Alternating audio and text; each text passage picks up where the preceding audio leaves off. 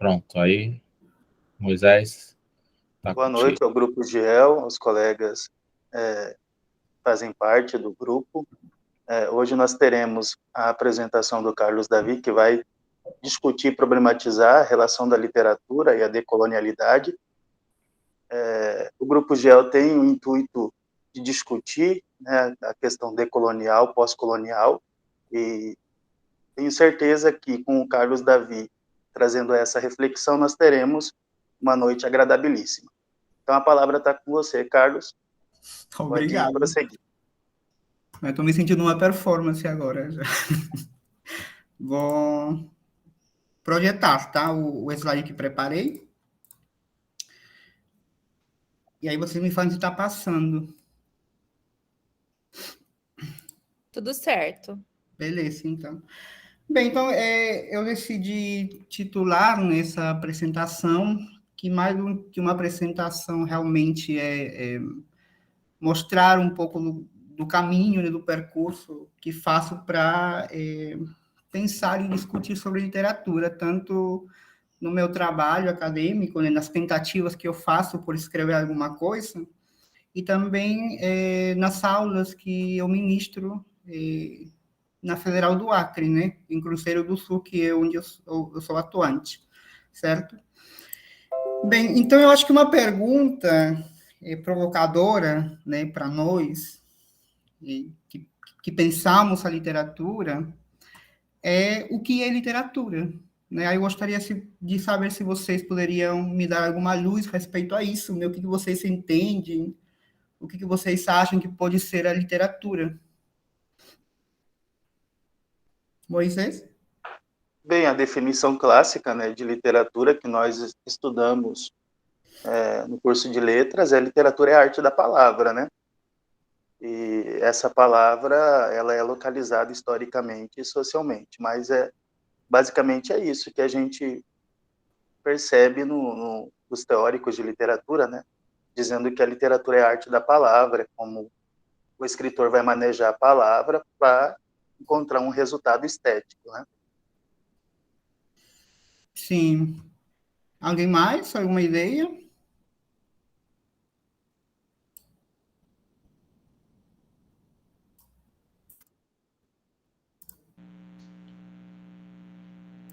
Pode falar, claro.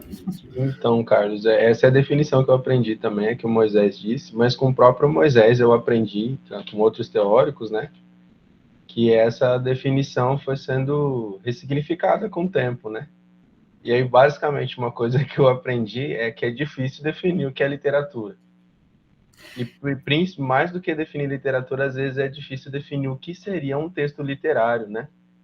E aí, às vezes, pessoas que se autodenominam críticos ou experts nessa área vão dizer que um texto é literário, o outro não é, por exemplo. Então, eu confesso que, desde então, eu mantenho uma dúvida. Aí eu vou muito naquilo que quando eu leio um texto, eu sinto que é ou não, entendeu? Então, volta para uma coisa empírica, assim.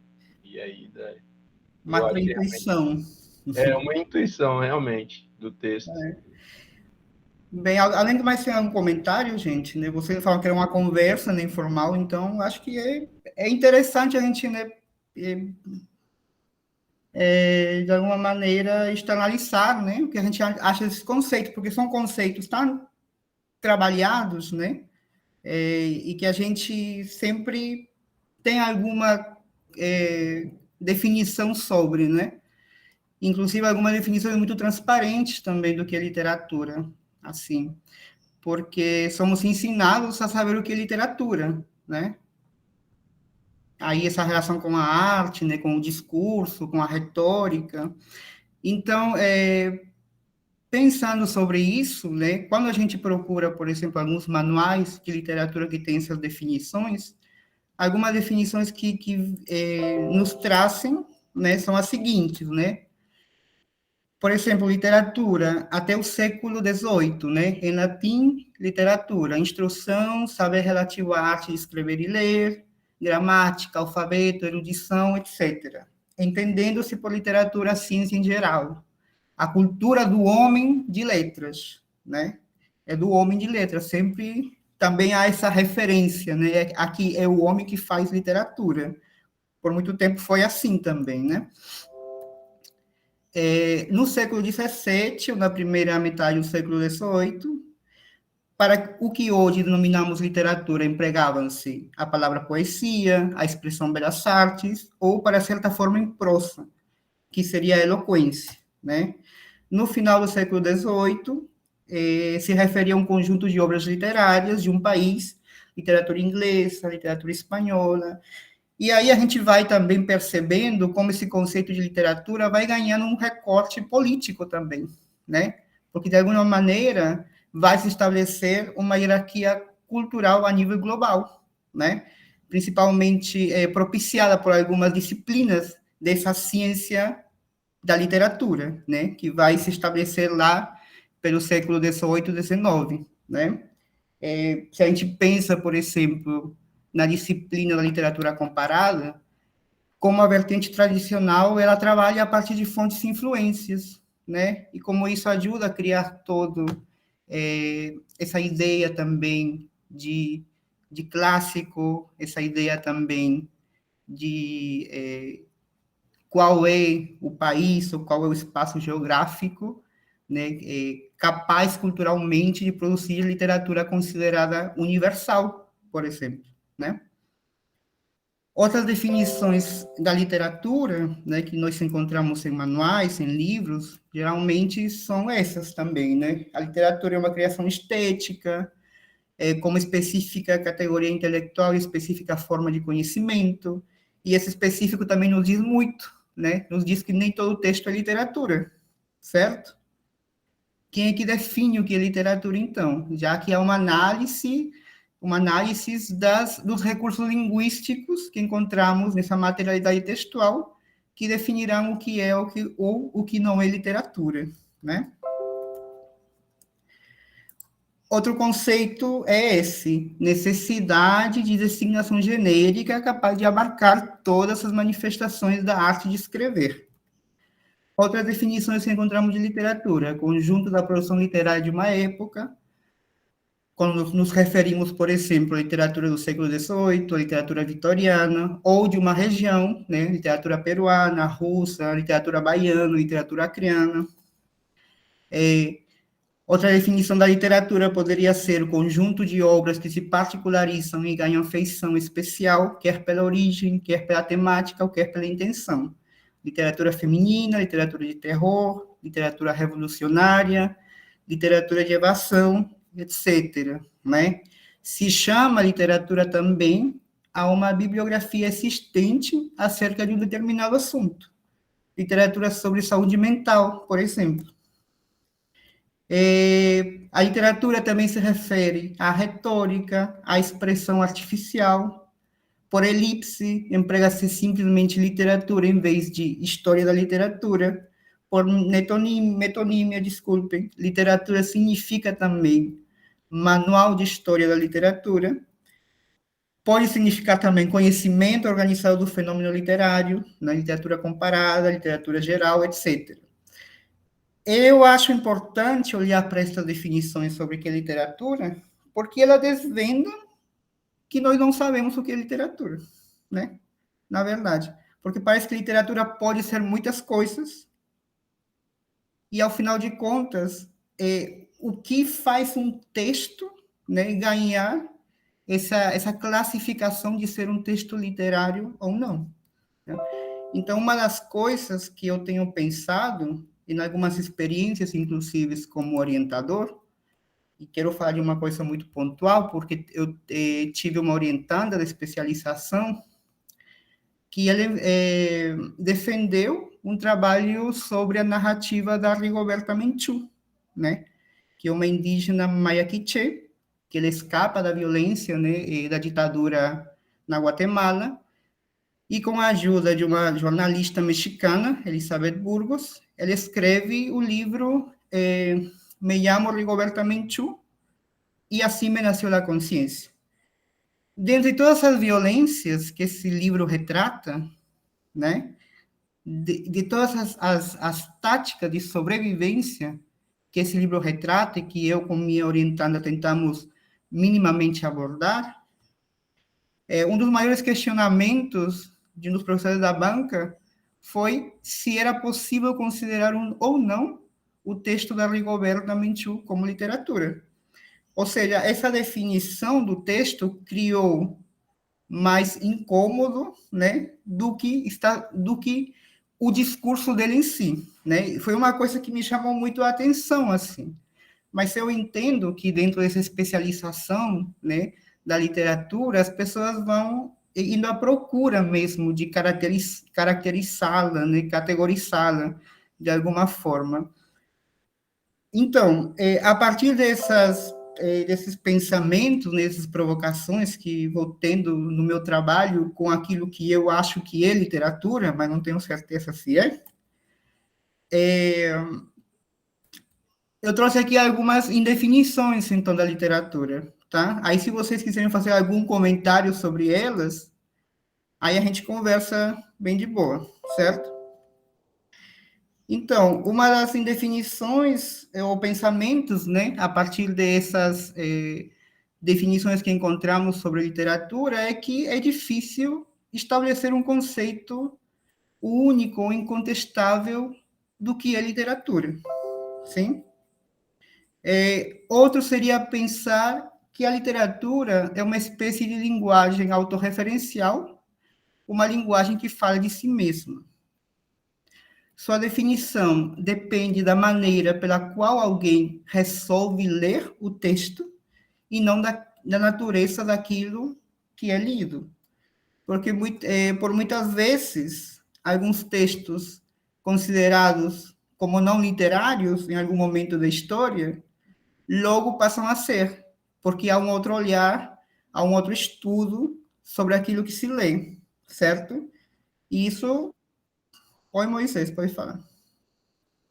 Você me fez lembrar do Padre Antônio Vieira e também é um escritor português, e também da Sóler Mariana Alcoforado, né?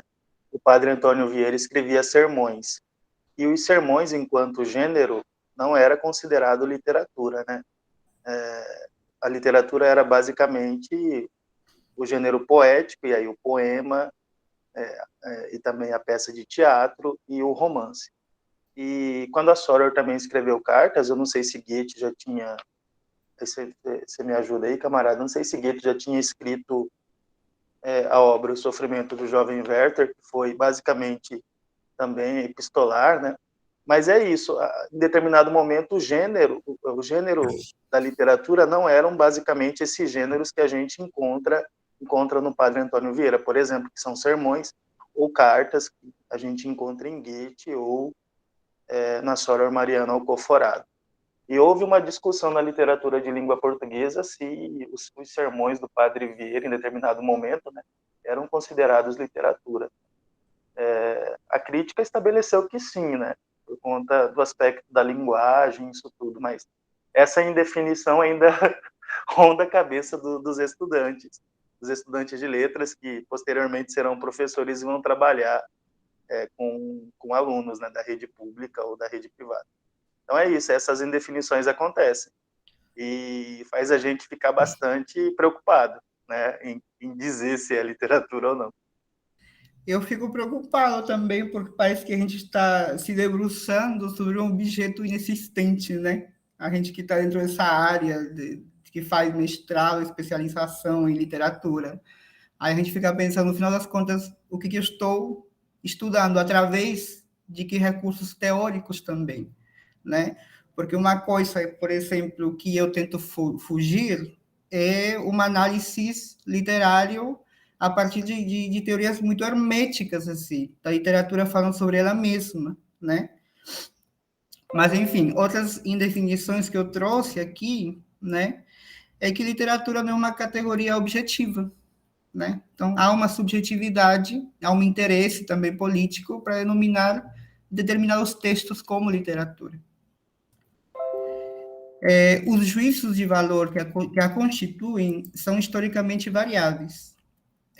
Tem uma estreita relação com as ideologias sociais, e aqui eu trouxe 3 indefinições, né, de relações da literatura com 3 conceitos que também são muito problemáticos, né? E que nessa apresentação, através de alguns autores, vou tentar conversar sobre isso, né? Essa relação da literatura com a língua, ou linguagens, essa relação da literatura com a história e essa relação da literatura com o real, tá?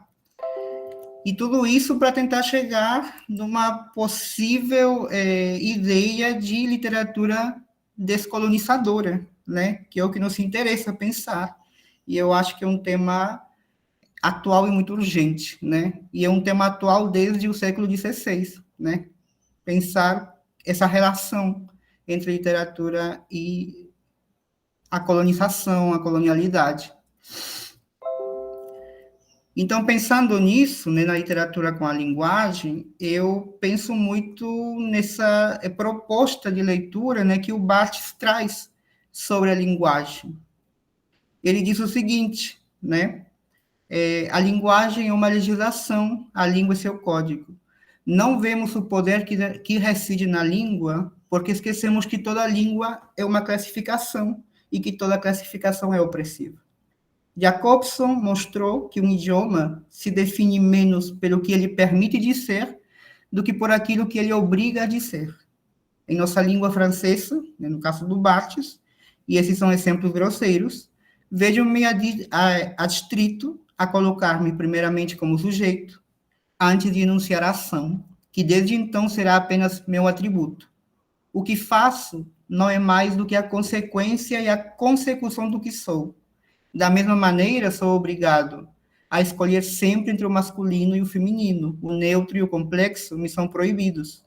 Do mesmo modo, ainda sou obrigado a marcar minha relação com o outro, recorrendo quer ao tu, quer ao vos. O suspense afetivo social me é recusado.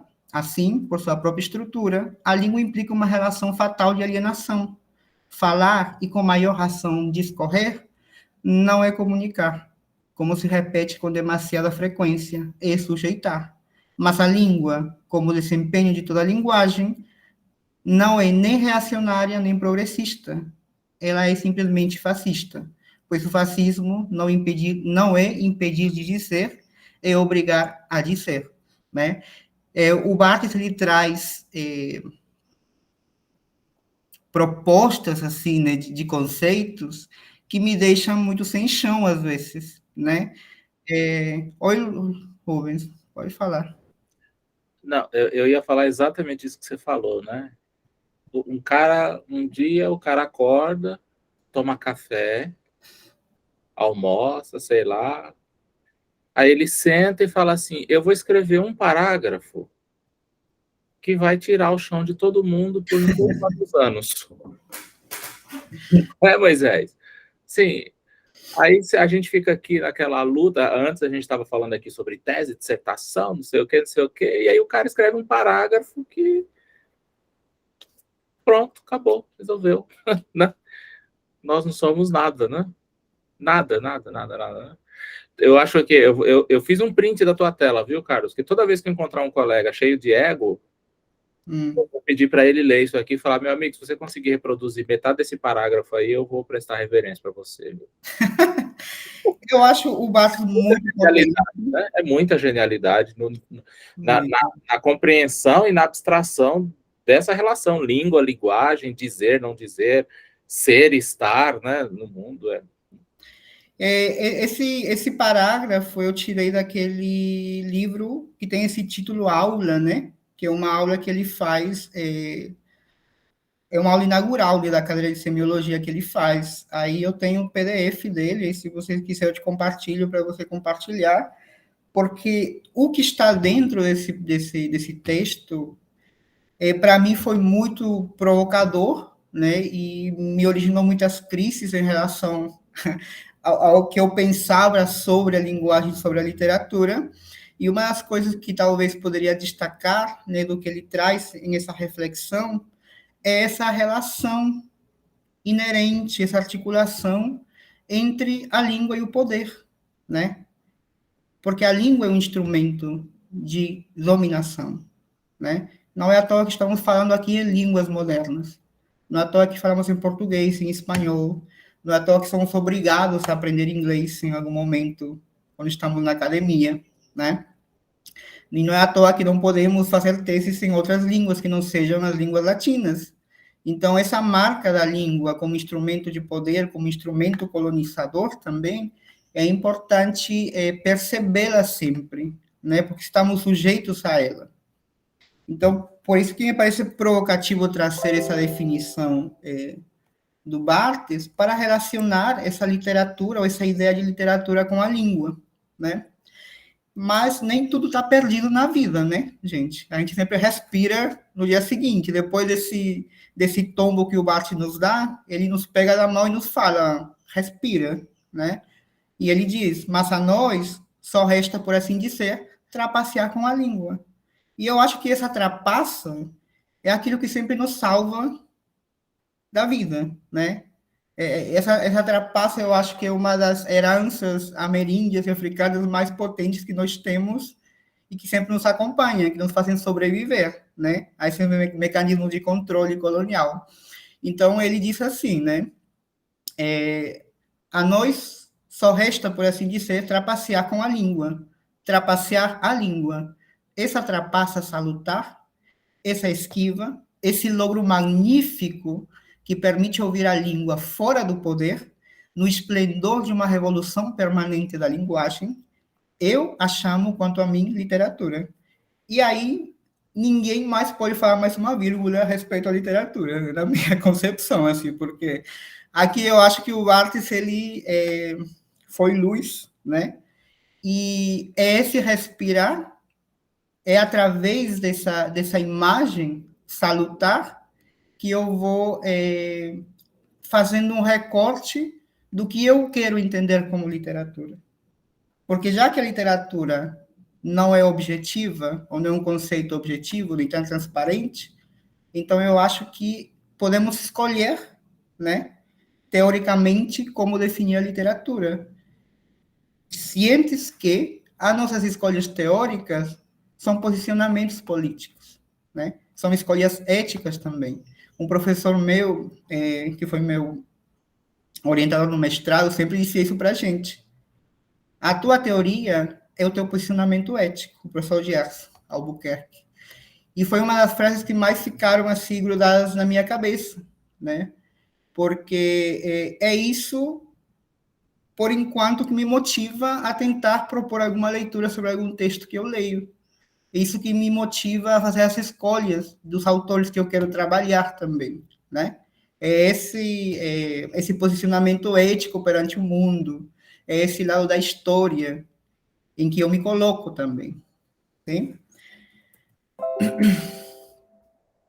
E aí, quando ele vai desenvolvendo essa ideia da literatura, ele diz o seguinte, que é uma coisa também que me salvou de muitas crises, né, enquanto a definição de literatura.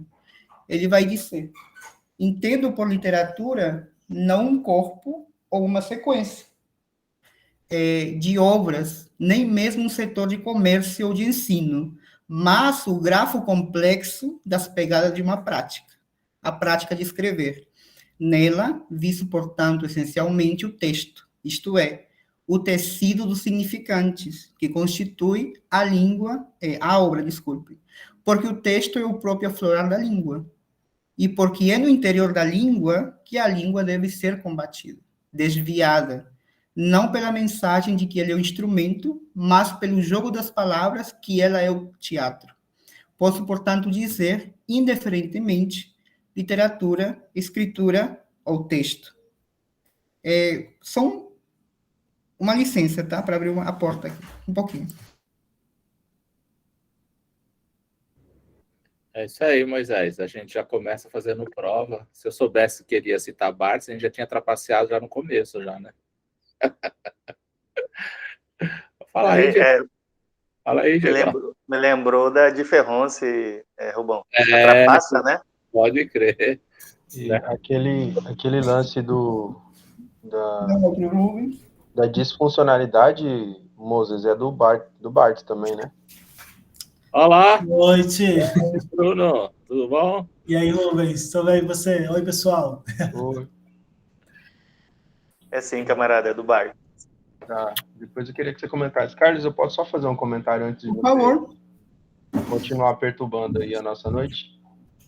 Eu já tinha lido esse texto aí do Barthes em algum lugar, não sei nem se foi o Moisés que me apresentou esse texto. Eu só queria fazer a seguinte provocação, porque a gente sabe que o Barthes é um pensador muito original, né? Pelo menos do pouco que eu li, mas ele vem num esteio, pelo menos num diálogo com estruturalismo, ou o que chamam de estruturalismo saussuriano, né? Daí essa visão mais sistêmica dele da língua e da linguagem. No entanto, eu acho que não é uma contraposição ao que ele diz, mas um diálogo com o que ele diz, uma complementariedade, e eu falo isso a partir da teoria dialógica do Bakhtin, né? Uhum. E esse lance da trapaça é bem interessante do que você falou, né? Como se fosse um escape, uma perturbação, não um defeito, mas um desvio que o próprio sistema oportuniza, né? Mas se a gente for parar para pensar se é possível falar em natureza aqui, né? Mas se a gente pudesse pensar na natureza em si da linguagem, do linguajar, da língua, que quer que seja, né? Ou da sua essência, ou da concepção que temos a respeito disso, a gente pode parar para pensar que a língua e a linguagem, ela já são, ou a linguagem, ela já é a própria trapaça, ou trapacear, ou o próprio trapaceio. No sentido de que,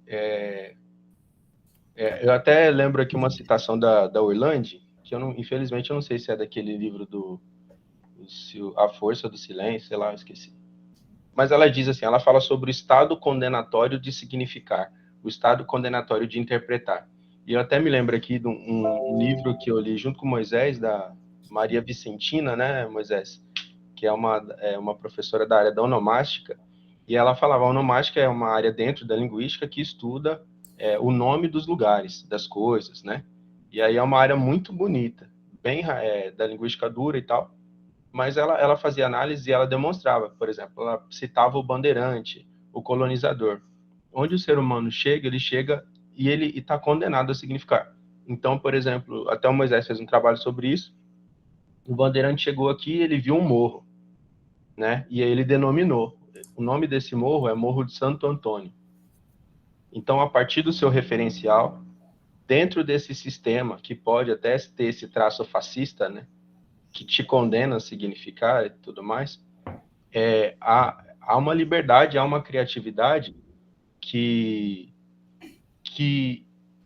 não afasta o poder, mas trabalha com e contra ele. É o que o Bakhtin chamaria da arena, né, do signo ideológico, que é uma arena de confrontos, né, de ideias divergentes e diferentes. Eu digo isso porque, pensando a partir dessa premissa, a literatura continuaria sendo um lugar especial, mas um lugar de exacerbar essa condição criativa e essa condição de trapaceio que a linguagem tem, sabe? Porque é difícil imaginar que na língua ordinária, no uso da linguagem ordinária, só existiria essa relação obrigatória de poder e de reprodução, que eu sei que muitas das vezes o pessoal da análise do discurso faz, entendeu? Uhum. Aí eu vou dar um exemplo para concluir, e desculpa pela falta de didática, né, de tentar sistematizar o que eu estou pensando, que até é um exemplo também que dialoga com a teoria da pragmática lá do Austin. Se a gente for pensar num ritual de matrimônio, a mesma palavra sim vai ter diversos significados ditos pela mesma pessoa, dito por pessoas diferentes. Ou seja, essa linguagem restrita num ambiente, num gênero de poder dessas relações, ela continua sendo transgressiva, da mesma forma. Quando um capitão lá do exército da ordem, sentido, todos os soldados podem cumprir, né, executar essa ordem determinada, mas cada um pode fazer da sua maneira. Então, assim, eu não sei se eu estou sendo claro, mas eu acho que a condição da linguagem é ser uma trapaceira. É por isso que é um fenômeno absurdo, difícil de definir, e é por isso que a literatura fica tão admirável, porque é a arte desse lugar que é o próprio, é um devaneio, é um lugar incerto, é um lugar dinâmico, que não para, é movente, né? Eu não sei se eu fiquei claro, mas enfim, em diálogo com Barthes, a ideia dele fica ainda mais poderosa, né? porque a literatura seria um lugar ainda mais cabuloso do que o que a gente estava falando, né? Eu digo isso só por me incomodar a ideia de restringir a linguagem nessa relação de poder ou nessa relação fascista, né? Talvez seja porque o adjetivo que ele usou é muito duro, né? Igual É muito duro, o Rubão falou, com perturba, né? certeza. Clécio, Era só isso mesmo. finalizou, Diego? Interessante. Eu tenho alguns comentários sobre a tua observação, né? Mas, Clécio, você pode...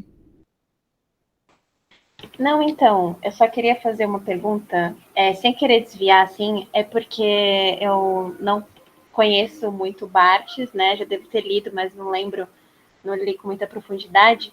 Mas eu queria saber, assim, eu estou ansiosa para ver mais a apresentação, mas eu queria saber se ele considera a literatura somente como a prática de escrita, como a palavra escrita, porque tem outras definições de literatura que não são necessariamente escritas, mas são tradições orais. Uhum. E aí, para ele, como fica? Ou ele não comenta?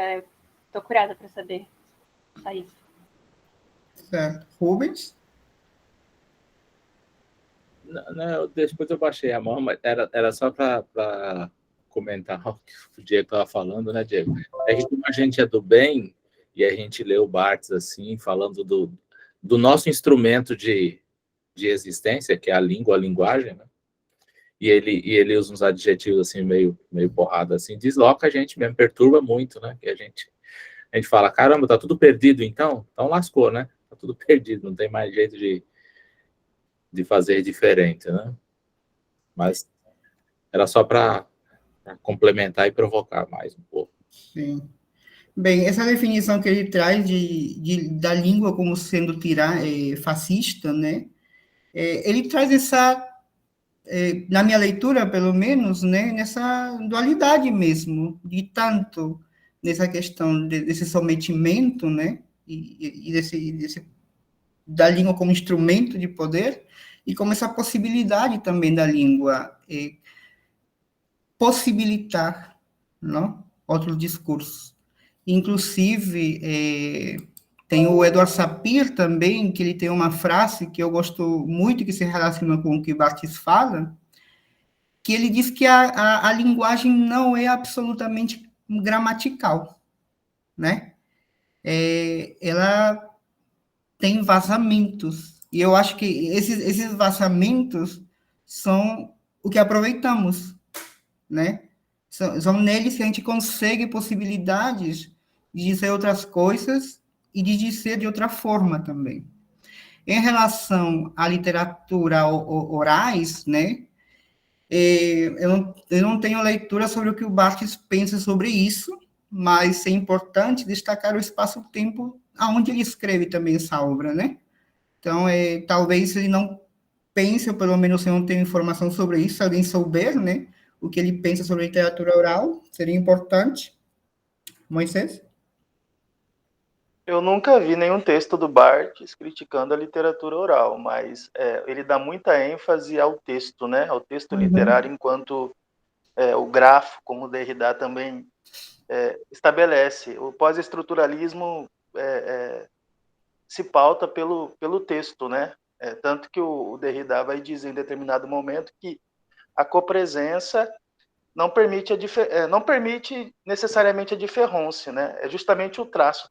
E tem uma obra do Derrida que ele fala do traço, do grafo, do grafema, né? E o Barthes ele se envolve com essa teoria e visa basicamente a produção do texto, porque tanto que nessa reflexão que você trouxe me fez lembrar da morte do autor, né?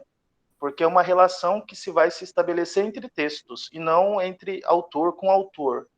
Justamente a morte do autor, porque o pós-estruturalismo somente quer analisar o texto ali. O texto diz mais do que o autor, né? E aí é uma crítica ao biografismo da época que havia, com escritores franceses que valorizavam o biografismo, como Sainte-Beuve, por exemplo.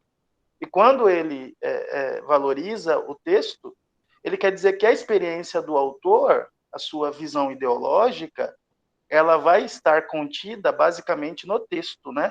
E há uma separação entre o autor e o texto. né? Por isso que o autor morre, e aí o texto permanece. Quem vai pensar também assim é o Blanchot, né? O Foucault, de certa maneira, vai pensar partindo dessa visão. Então, os teóricos franceses, eles puxam muita sardinha para si, né? E, criticando Barthes, é claro, ele é um grande autor, um grande pensador, mas a partir do momento que ele traz essa reflexão, ele está dialogando com esse fenômeno da época que era o pós-estruturalismo, né? Que fez com que Derrida se tornasse o grande filósofo da época, né? E esses autores, eles partem, Clécia, dessa visão, né, de que o texto é mais importante do que a oralidade. Não que ele critica a oralidade, mas a literatura é um fenômeno textual. Sim. E aí essa relação entre, vamos chamá-la, né, de tendência pós-estruturalista, né, foi por isso justamente que eu marquei essa palavra em negrito no texto de significantes, né, porque aí está a crítica a essa linguagem susuriana. Então, ele não entende a linguagem através da dicotomia de significante e significado, né? Aí ele está falando também, articulado ao Derrida, que entende a linguagem como uma rede de significantes, né? Que vem justamente com essa ideia do traço e com essa ideia da metafísica da presença também, que é importante levar em consideração, né? Oi, Clécia, pode falar. Não, então, eu perguntei dessa questão da literatura oral, mas porque a gente está falando um pouco sobre decolonialidade também, e a questão oral foge um pouco, né? Algumas literaturas de tradição oral, por exemplo, a oratura, que faz parte da literatura africana, né? E aí eles fogem um pouco dessa questão mais estruturalista, francesa, e foi só por curiosidade mesmo, porque eu nunca li com profundidade algum texto dele. E aí, enfim, foi só uma questão que me veio, sabe? Eu também não sou um expert em Barthes, tá? Eu vou pegando aquilo que me interessa, das coisas que eu leio. E o que me interessa dele é essa definição que ele traz para a literatura, com essa possibilidade, né, de produzir através de um outro espaço, através desse esvaziamento, através dessa trapaça. Porque justamente essa ideia que eu vou pegar para pensar uma literatura descolonial. Mas, Carlos, mas você está usando um teórico francês para falar de decolonialidade? Não interessa de onde ele é, interessa o que ele possibilita, né? Até porque a decolonialidade trabalha com a ideia de transmodernidade. Eu uso o instrumento colonial, da modernidade, que possa me favorecer também, né? Para lutar contra esse sistema. E seria muito opressor também impedir um latino de usar qualquer pensador que ele quisesse usar, né? Certo. E aí, bem, eu espero que eu consiga, porque eu estou fazendo, né, alguns trajetos de leituras para chegar a essa questão de pensar uma possível leitura decolonial da literatura, tá bom? Deixa eu ver aqui. E pensando nisso, né, outra das relações que eu fiz no início, que também é muito polêmica, né, é essa relação que há entre a literatura e a história. E aí eu encontrei esse texto, é fácil de encontrar na internet, se vocês quiserem eu envio para o Rubens também para compartilhar, que é o texto da Sandra Pesavento, que se chama O Mundo como Texto, Leitura da História e da Literatura, né? E aí ela tem essa citação que também me interessou muito. Ela diz: "La historia, al igual que la literatura, es una narrativa que construye un enredo y desvenda una trama. La historia es una urdidura discursiva de acciones encadenadas que por medio del lenguaje y de artificios retóricos construye significados en el tiempo. El entendimiento de la historia como una narrativa sobre el pasado se relaciona al concepto de la representación de una ausencia. Así, en el sistema de representaciones sociales construido por los hombres para atribuir significado al mundo, a lo que se le da el nombre de imaginario, la literatura y la historia tendrían su lugar como formas o modalidades discursivas que tienen siempre como referencia lo real, aunque sea para negarlo, ultrapassá-lo ou transfigurá-lo."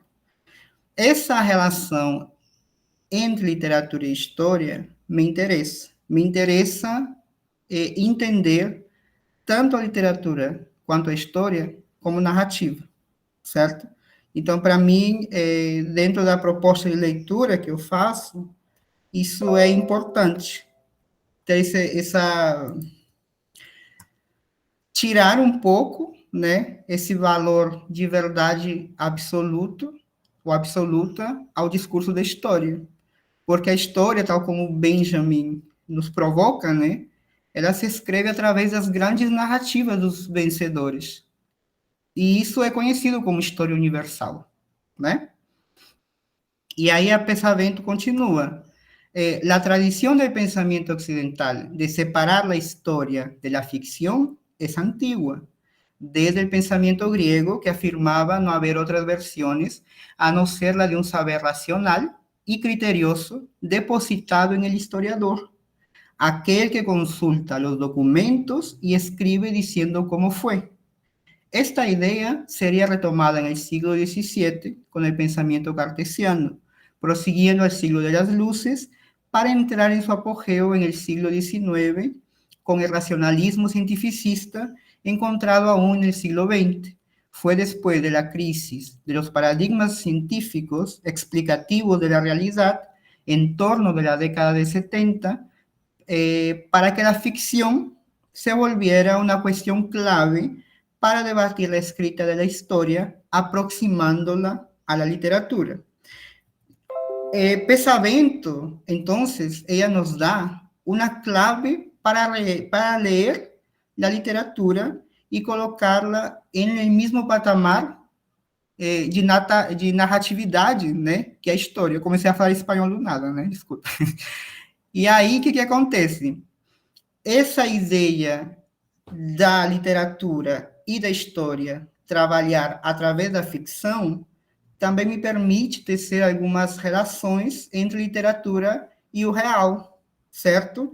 E aí eu trago Barthes novamente, ele dirá, desde os tempos antigos até as vanguardas, até as tentativas da vanguarda, a literatura se afaina na representação de alguma coisa. O quê? Direi brutalmente, o real. O real não é representável. Ó. Novamente aqui o postestruturalismo, né? A metafísica da presença, a incapacidade da língua presentificar o real, né? E é porque os homens querem constantemente representá-lo por palavras que há uma história da literatura, certo? Então, colegas, através disso, eu tenho essa proposta de leitura da literatura, né? Então, a gente teria esse real, que é aquilo que a linguagem não consegue presentificar, né? E que esse real passa por um processo de ficcionalização, tá? Então, essa ficção, ela não significa mentira. A Pesavento, ela traz um significado etimológico de ficção que ela o relaciona a olheiro, né? Ela diz que a ficção vem do latim fictio, que está ligado a olheiro, né? Aquele que trabalha com o barro, que faz cerâmicas a partir do barro. Então, a ficção seria pensar uma construção a partir do real, certo? Nessa proposta de leitura. E pensar nessa ficção como uma construção a partir do real, ela nos ajuda a sair também dessa encruzilhada, dessa armadilha, entre o que é verdade e o que é mentira, certo? Então, dessa maneira, o real é ficcionalizado por aquilo que podemos entender de literatura e por aquilo que podemos entender de história, que, como comentei com vocês, eu os coloco no mesmo patamar,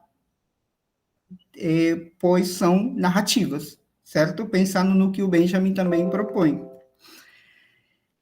E qual seria essa diferença entre literatura e história, né? A Pesavento nos diz que a história ela tem pretensão de alcançar a verdade do fato. e a literatura apenas tem uma pretensão aproximativa do real, certo? Então, ambas seriam criações a partir daquilo que existe, seriam elaborações do possível e do plausível, são discursos portadores de um imaginário, são construções sociais da realidade, certo? Então, é aí que eu vou demarcando qual é a ideia de literatura que eu vou trabalhando, certo? Algum comentário?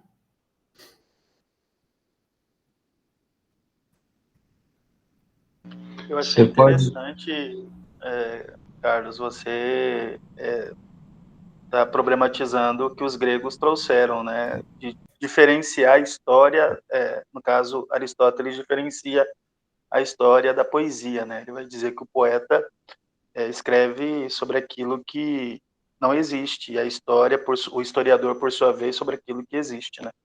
E a partir do momento que você faz essa junção da literatura com a história, e você trabalha com a ideia de narrativa, né? A história como narrativa e a literatura também como narrativa, é claro, cada qual com sua particularidade, você está problematizando essa visão grega, né? Eu achei bem interessante, porque essa visão se encerrou durante muito século, né? Muitos críticos de literatura se basearam nessa concepção grega de que o poeta escrevia sobre aquilo que não sobre aquilo que pode ser, mas que não necessariamente existe, o historiador sobre aquilo que necessariamente existe, né? E quando a gente vai entrar para as comunidades, né, e os escritores das comunidades que escrevem a partir de um local histórico, a partir da sua subjetividade, das suas relações sociais, a gente percebe muito isso. A história se embrenha fundamentalmente com a própria escrita, com a literatura, né? A história da comunidade, a história local, como vai dizer o Walter Mignolo, como é importante uma história local para desenvolver, para trazer uma visão mais ampla do mundo, né? Projetos sociais, políticos de outros lugares, de outras realidades. E eu acho que dá sim para fazer essa união entre a história e a literatura. O Walter Benjamin tem um texto, que eu não lembro o título agora, eu tenho ele impresso em algum lugar, que ele faz um resgate histórico, né, sobre esse distanciamento entre a literatura e a história. E eu acho muito importante, né, entender que a história não é objetiva, né? O historiador escolhe o que narrar, com que recursos linguísticos, através de que palavras. E Só isso, não fala isso para alguns historiadores, né? Que aí você vai dar treta. vai dar treta. Uma coisa interessante que você estava falando assim, também, o material, o mesmo material que o historiador utiliza é o material que o literato utiliza, né? Que seria o que a gente chama de realidade, mas também o plano semiótico dos sentidos, né? Então, esse plano, ele já não, como a palavra que você utilizou, ele não presentifica, ou seja, ele não torna a sua tradução real, né? Ele não é uma versão ipsis literis do real. Então, o historiador, diante do seu material, porque na cabeça de muitos historiadores, eu até acabei de revisar uma dissertação de um amigo que está fazendo a história da nossa escola. E aí eu estava percebendo isso no texto dele. Ele pensa que ele está contando a história da história, e não da nossa escola, e não uma versão dela. E por que ele pensa isso? Porque ele chegou lá no arquivo público do estado de Mato Grosso e ele encontrou o texto que diz que fulano nasceu na onde, que a escola foi fundada, e ele vai falar, então isso aqui é o real que eu estou contando, né, sobre aquele evento. E outra coisa interessante que eu achei também, que eu nunca tinha ouvido isso, a ficção ser um caminho, uma saída entre a verdade e a mentira. A reinvenção, né? Isso é o que a Pensamento, nesse texto, ela diz, né? Através das leituras que ela faz. O que me pareceu muito provocador, né? E é um pensamento que coloca em questão tudo, né? E para nós, que estamos do lado da história dos vencidos, né, isso é importante, né? Porque aí a gente vai entender que todos os heróis que nós temos são produzidos como heróis. Vamos entender quais são os corpos que ficam encobertos nessa narração universal do que é a história, né? E pensando nisso, a literatura, ou que se poderia entender como texto literário, viria como uma forma, como uma possibilidade de reimaginar o mundo, né? E aí eu achei esse texto do Francisco Ramalho, que o nome dele é Narrativas Decoloniais, Reescritura da História e Enseñanzas Outras, Entrepostas em Contextos, onde ele vai trabalhar essa ideia, né? Ele vai dizer o seguinte: entre sus reflexiones sobre la narratividad y ficcionalidad, Hayden White expresó que la historia, así como la antropología y los estudios políticos, son campos inadecuados para reimaginar el mundo, ¿no? ¿Y esto por qué? Porque as ciências sociais são ciências da modernidade, né? Pelo menos aquelas que trabalham com metodologias tão tradicionais e positivistas, né? E ele dirá o seguinte: e em contraposição com ello, argumentou que outros espaços do saber, como a literatura e a poesia, oferecem alguma esperança para isso, já que conseguiram sobrepassar certas limitações e restrições que não lograram as outras disciplinas, ya que estas estaban atadas a su condición de instrumento en la colonización del conocimiento. En consecuencia, la posibilidad de experimentación de los lenguajes, de los sentimientos y de las ideas que se expresan en lo ficcional permiten el espacio para la manifestación de otras, de formas otras de existencia en este mundo, não? Então, aqui já eu vou me aproximando, né, a essa ideia que trabalho sobre a literatura, né, que também não é nenhuma novidade, porque há vários textos que falam sobre isso, né? Ninguém está inventando a roda aqui, né? Obviamente. E então trago essa proposta de leitura, né? Isso aqui é um recorte, né? Também uma fabulação, né? Através da teoria. Então, esse real impresentificável que se representa através da linguagem, né? Por meio da ficção, que nos dará um texto histórico e um texto literário, né?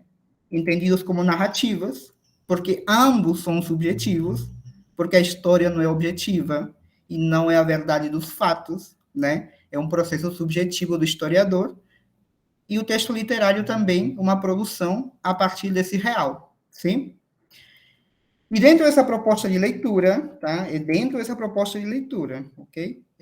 Esse texto histórico estaria, né, pensando naquilo que o Walter Benjamin nos fala sobre as grandes narrativas históricas dos vencedores, estaria relacionado com a escrita como instrumento de saber-poder, né? Que, inclusive, vai fabular e vai criar a imagem do que nós entendemos como América, por exemplo, né? Se a gente pensar nesses processos de construção da América através dos relatos dos exploradores, né? Das cartas, das relações, etc. E o texto literário nessa proposta de leitura estaria como uma possibilidade, né? Da escrita como possibilidade de reimaginar o mundo, tá bom? E dentro disso, nessa proposta, essa escrita da história relaciono com esse conceito de egopolítica do conhecimento, que seria esses relatos dos vencedores da modernidade, e esse texto literário me permite pensar numa corpo política do conhecimento, né? Onde essas vozes do que o Dussel chama de vítimas da modernidade podem ser ouvidas, certo? Obviamente, gente, que isso aqui não é algo absoluto, né? É um posicionamento de leitura com um recorte bem determinado através daquilo que eu venho apontando, né, na apresentação, certo?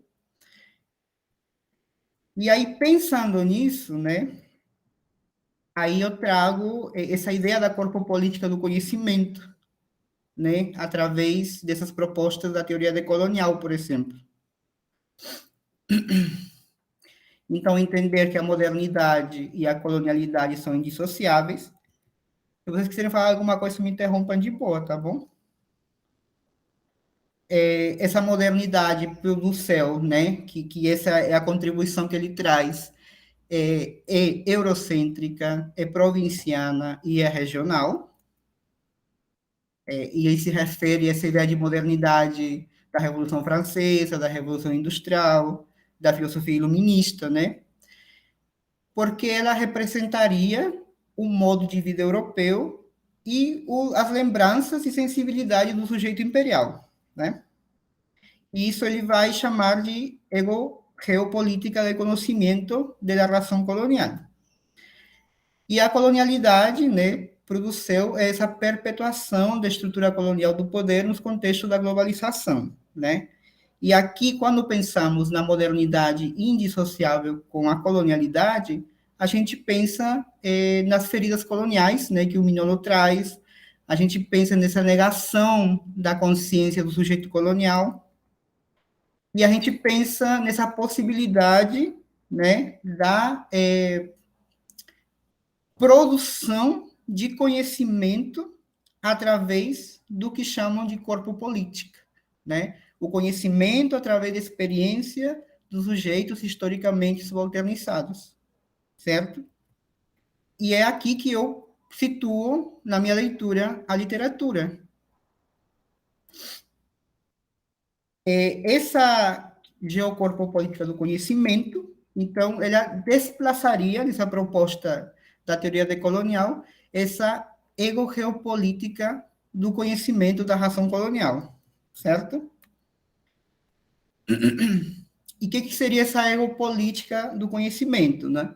São as histórias dos triunfos da modernidade, é esse discurso salvacionista da modernidade, né? Esse discurso do desenvolvimento, da modernização da tecnologia, da democracia, dos avanços tecnológicos, da diversidade, né? Que às vezes acabamos caindo nessas falácias. E ele também coloca, desse lado da egopolítica do conhecimento, a pós-modernidade, né? As modernidades alternativas, que ele chama, o marxismo, o liberalismo, e inclusive esse processo de emancipação do século XIX, né? Essa suposta emancipação do Império Europeu, né? Espanhol, português, inglês, etc. Porque ele entende que esse conceito de emancipação é um conceito elitista, né? da élite criolla, da filosofia iluminista do século XIX, da América Latina, que inclusive muito se alinhava, né, com esses projetos, ou aliás, era um projeto base o branqueamento, né, da população da América Latina. Ele também coloca nessa egopolítica do conhecimento, né, essa liberdade subjetiva do espírito e essa crítica autorreflexiva do Hegel, né, porque a dialética hegeliana ela se faz entre seres, e para ele nem todos são seres, né? Então, dentro dessa proposta da decolonialidade, essa ego-política do conhecimento, essa ração colonial, ela vai encobrir essa geocorpo-política do conhecimento, né? Quando se pensa nessa corpo-política do conhecimento, a gente pensa naquilo, né, que os teóricos nos trazem da decolonialidade, quando dizem que se es y se siente, soy donde pienso y donde se piensa, né? Como, não lembro quem, acho que é o Grofogel, talvez que fala, não lembro muito bem, não, acho que é outra pessoa, que ele diz pensar com os pés na terra, né? Da onde eu estou, certo? Esse discurso salvacionista da modernidade, né, essa procura pelo avanço, pelo desenvolvimento, ela vai justificar o quê? Vai justificar esse silenciamento histórico, né? E vai justificar a violência, né? Por isso que essa modernidade é vista como modernidade e colonialidade, né? Então, dentro dessa corpo política do conhecimento, temos essas histórias silenciadas pelo discurso centrados na modernidade, na pós-modernidade e na civilização ocidental, né? E aqui vamos ouvir essas vozes interpelantes desses corpos construídos como subalternizados, né? Como dissidentes. Pensar na modernidade e colonialidade, então, é pensar em alternativas para a modernidade, como o Mignolo propõe, né? Mudar a gramática colonial para alcançar a libertação, né? E aí coloquei algumas ideias, né? Oscurecer transparências, perspectivas similares às outras, né? Não esquecer que essa corpo política do conhecimento, por exemplo, é inspirada nos trabalhos do Fanon, do Aimé Césaire, certo? Para conseguir essa descolonização do ser e do saber. E aqui eu trago, então, né, nessa provocação que o Diego fez no início, de que a língua não é só tirânica, né, e nem fascista, porque ela possibilita também outros discursos. E aqui eu trago algumas frases, né, de alguns autores, pensadores, enfim, né, seres humanos, como, por exemplo, Rigoberta Menchú, que ela diz: aprendi a língua do opressor para usá-la contra ele. Temos o Pedro Lemebel, um escritor chileno, travesti, que escreve a partir da ditadura do Pinochet. Ele diz: devengo mulher como qualquer minoria. E aqui ele trabalha sempre com essa ideia do devir, né, desse corpo em constante construção também. Ele diz: devengo mulher como em qualquer minoria. Me complicito em sua matriz de ultraje. Hago alianças com a madre indolatina e aprendo a língua patriarcal para maldecirla. Essa frase da Audre Lorde também, né, que eu acho muito potente. La poesía no es un lujo, es una necesidad vital de nuestra existencia. Es la forma como ayudamos a nombrar lo innombrado para que pueda ser pensado. E a Glória Ansaldúa que nos diz: escrevo para registrar o que os outros apagam quando falam, para reescrever as histórias mal escritas sobre mim, sobre você, né? Então, a partir desse recorte que eu faço dessa possível leitura, né, do que é um texto literário, articulado essa ideia da corpo política do conhecimento, é esse exercício, né, de vida e de escrita, essa prática de escrita que estes seres humanos, né, escritores, pensadores, ativistas políticos, externalizam ao contar sua história, né? Não como uma, como eu posso falar, né? Uma procura de um estilismo único, mas como uma necessidade de sobreviver, de se colocar em risco e de problematizar e descristalizar, né, essa monocultura da mente do poder saber colonial. Sim? Algum comentário? Eu estou falando muito, né?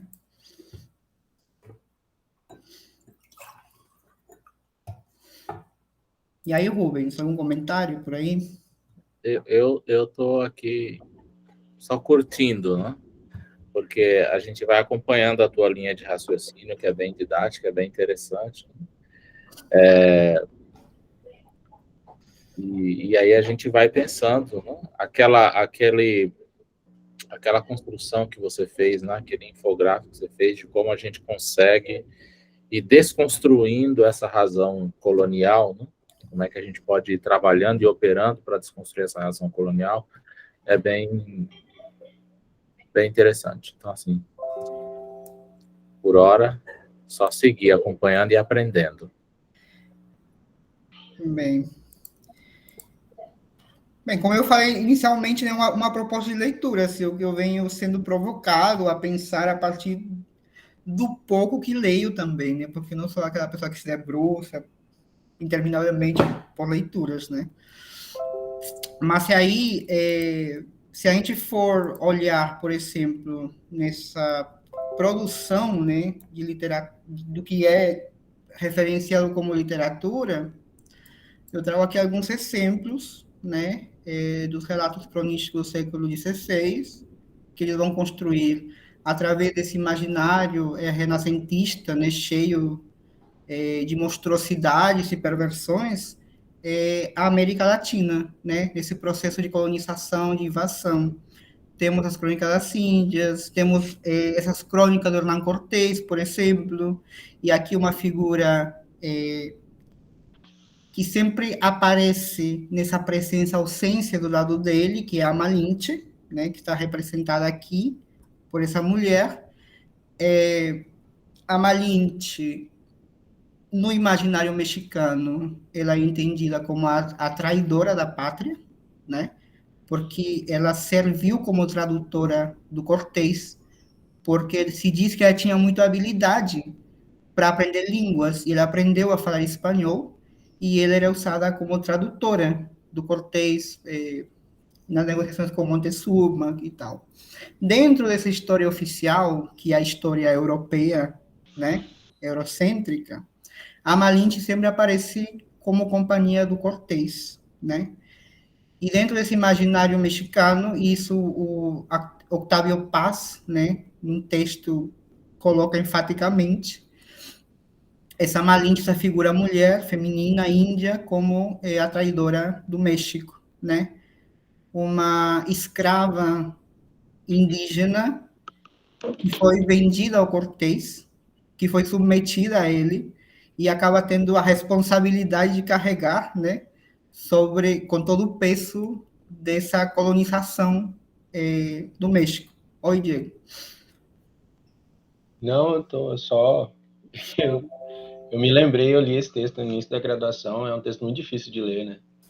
Eu Sim. lembro que tem relatos, assim, dos colonizadores, deles retirando bebês vivos, assim, da barriga de índias grávidas. É uma coisa medonha. Temos como exemplo, né, do que você está dizendo, não coloquei aqui, mas temos esse relato do Uma breve relação de las Índias, né? Nossa, eu sempre falo dele, mas agora eu esqueci o nome, peraí.